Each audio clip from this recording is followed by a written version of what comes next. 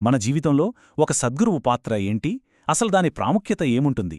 ఆచార్య విజయానంద్ గారి ఆలోచనల ఆధారంగా ఈ విషయాలను మనం ఇప్పుడు కాస్త లోతుగా పరిశీలిద్దాం. సరే, ముందుగా మనందరికీ బాగా తెలిసిన ఒక చిన్న ఘర్షణతో మొదలుపెడదాం.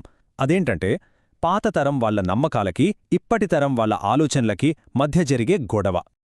ఇలాంటి మాటలు మనం చాలా ఇళ్లల్లో వింటూనే ఉంటాం కదా. పెద్దవాళ్లు ఎంతో నమ్మకంతో చెప్తూ ఉంటారు. కానీ ఇప్పటి జనరేషన్ స్పందన ఎలా ఉంటుంది?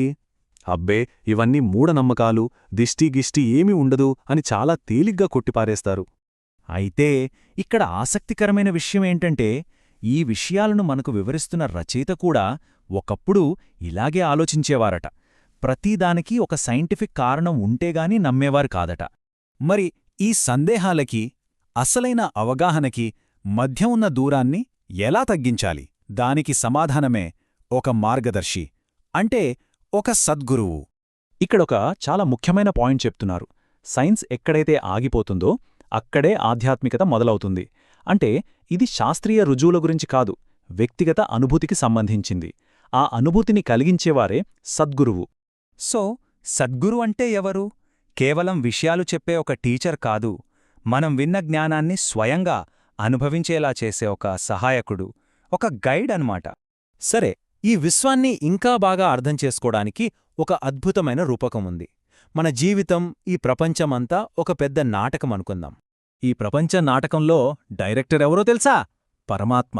మరి నటులు మనమే, అంటే మన ఆత్మ. మరి ఈ నాటకం జరిగే వేదికేది? ఈ ప్రకృతే. సింపుల్గా ఉంది గదా. ఈ ఫిలాసఫీలో ఉన్న ముఖ్యమైన ఐడియా ఏంటంటే, డైరెక్టర్ రాసిన స్క్రిప్ట్ని మనం నమ్మాలి. అంటే ఏది జరిగినా మనం మంచికే జరుగుతుంది అనే నమ్మకంతో ఉండాలి. దీని అర్థం చేసుకోవడానికి ఒక చిన్న కథ ఉంది. ఒక రాజుగారికి వేలు తెగిపోతుంది. అప్పుడు మంత్రి, మంచిదే జరిగింది మహారాజా అంటాడు. రాజుకి కోపమొచ్చి మంత్రిని జైల్లో పెట్టిస్తాడు.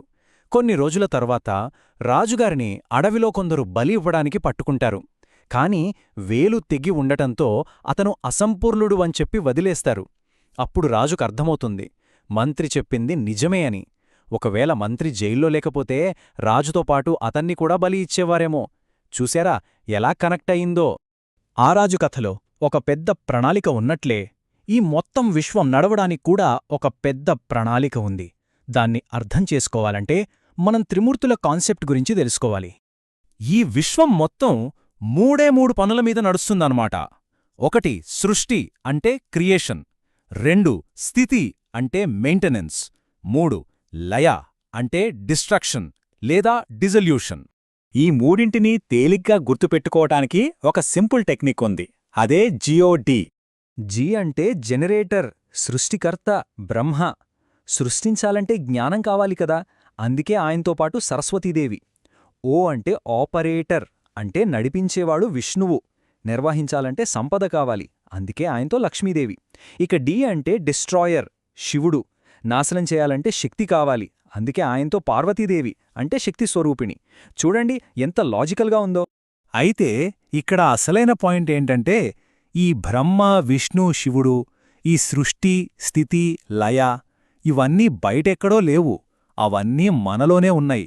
మన లోపల ఉన్న విశ్వానికి ఇదొక మ్యాప్ లాంటిది. ఉదాహరణకి ఓం అనే శబ్దాన్ని తీసుకుందాం. దాన్ని 3 భాగాలుగా పలకాలి. ఆ అన్నప్పుడు పొట్ట దగ్గర వైబ్రేషన్ వస్తుంది. ఊ అన్నప్పుడు ఛాతీ దగ్గర. అన్నప్పుడు తలలో. ఈ 3 శబ్దాలు ఆ 3 విశ్వశక్తులకు ప్రతీకలన్మాట. ఇంకా చెప్పాలంటే మన 3 స్థితులు కూడా ఈ విశ్వచక్రాన్ని ప్రతిబింబిస్తాయి. మనం కలలో ఉన్నప్పుడు రకరకాల ప్రపంచాలను సృష్టిస్తాం, అది బ్రహ్మకార్యం. మెలకువగా ఉన్నప్పుడు మన జీవితాన్ని, పనులని నడుపుకుంటాం, అది విష్ణువు కార్యం.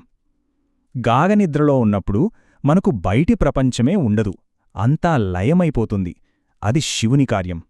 ఎంత అద్భుతంగా ఉందో కదా ఈ పోలిక. ఇంతేకాదు, మన చుట్టూ ఉన్న ప్రకృతి, మనం తినే ఆహారం, చివరికి మన మనస్తత్వాలు కూడా 3 గుణాల ప్రభావంలో ఉంటాయి. అవే తమస్, రజస్, సత్వ. తమస్ అంటే బద్ధకం, రజస్ అంటే ఆవేశం, కోపం, సత్వ అంటే శాంతి, స్వచ్ఛత. మనం తినే ఆహారం కూడా ఈ గుణాలను ప్రభావితం చేస్తుంది. సరే, ఇవన్నీ తెలుసుకున్నాం కదా. ఇప్పుడు మనం అన్నిటికన్నా ముఖ్యమైన అంశానికొస్తున్నాం. ఈ చర్చ మొత్తానికి సారాంశం ఇదే.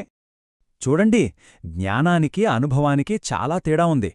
యాపిల్ తీపిగా ఉంటుందట అని చెప్పడం వేరు, ఇది కేవలం విన్నమాట. అదే యాపిల్ తీపిగా ఉంది అని చెప్పడం వేరు, ఇది స్వయంగా రుచి చూసి తెలుసుకున్న నిజం. అదే నిజమైన జ్ఞానం. కాబట్టి నిజమైన స్థిరమైన అవగాహన అనేది పుస్తకాలు చదివితేనో ఎవరైనా చెప్తేనో రాదు.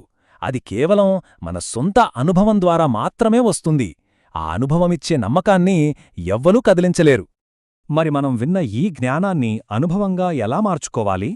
అక్కడే సద్గురువును పాత్ర మొదలవుతుంది.